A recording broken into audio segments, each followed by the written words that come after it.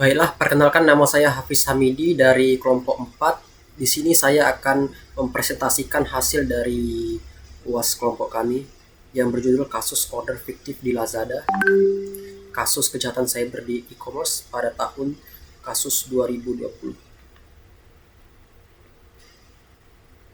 Berikut adalah anggota dari kelompok kami. Yang pertama ada Hafiz Hamidi, Simon Cornelius, Raiden, Alberto Ilham, dan Raka Prasetya. Oke, selanjutnya hukum cyber. Hukum cyber adalah aspek hukum yang ruang lingkupnya meliputi aspek yang berhubungan dengan orang perorangan atau subjek hukum yang menggunakan dan memanfaatkan teknologi internet yang dimulai pada saat mulai online dan memasuki dunia cyber atau maya.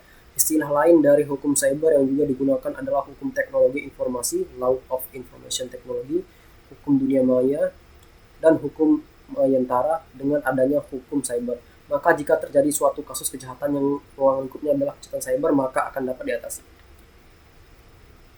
Kejahatan cyber. Menurut Girasa pada tahun 2002, mendefinisikan kejahatan cyber adalah sebagai aksi kegiatan yang menggunakan teknologi komputer sebagai komponen utama. Lalu ada Tafani pada tahun 2000 memberikan definisi kejahatan cyber, yaitu kejahatan di mana tindakan kriminal hanya bisa dilakukan dengan menggunakan teknologi cyber dan terjadi di dunia cyber. Oke, next.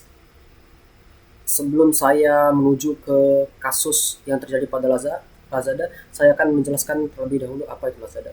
Oke, Lazada adalah sebuah platform jual beli online sejak tahun 2012 yang menyediakan berbagai kebutuhan konsumer dalam bertransaksi. Lazada sendiri sangat terkenal di Indonesia sama dengan saingannya yaitu Shopee dan Tokopedia. Oke, studi kasus Lazada. Pada tahun 2020, seorang warga negara Indonesia bernama Stephen berbelanja menggunakan platform media.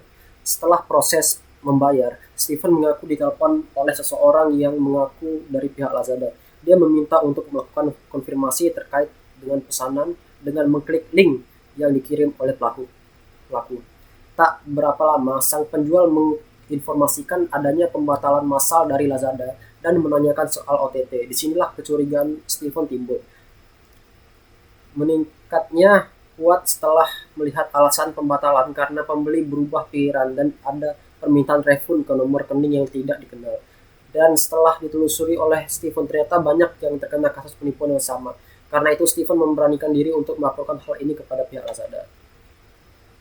Oke, analisis kasus. Modus penipuannya, pelaku mendapatkan data dari Lazada yang bocor, lalu menggunakan data tersebut untuk menelpon targetnya dan memberikan link phishing kepada target tersebut untuk diretas akunnya dan dibebasgunakan oleh pelaku. Kerugian korban. Dilansir dari Liputan 6, total kerugian yang diterima oleh pelaku berjumlah 4 juta rupiah. Oke, next penyelesaian kasus. Info dari yang didapat dari Lazada.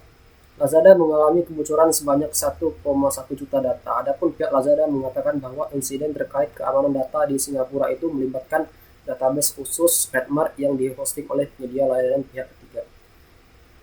Lalu pihak Lazada memberikan pemberitahuan untuk melakukan pengamanan ganda pada akun platform Lazada agar lebih aman. Dan yang terakhir, adapun pesanan yang sudah dipesan akan direturn oleh pihak Lazada. Oke, sekian presentasi dari kelompok kami. Jika ada kekurangan mohon dimaafkan. Terima kasih.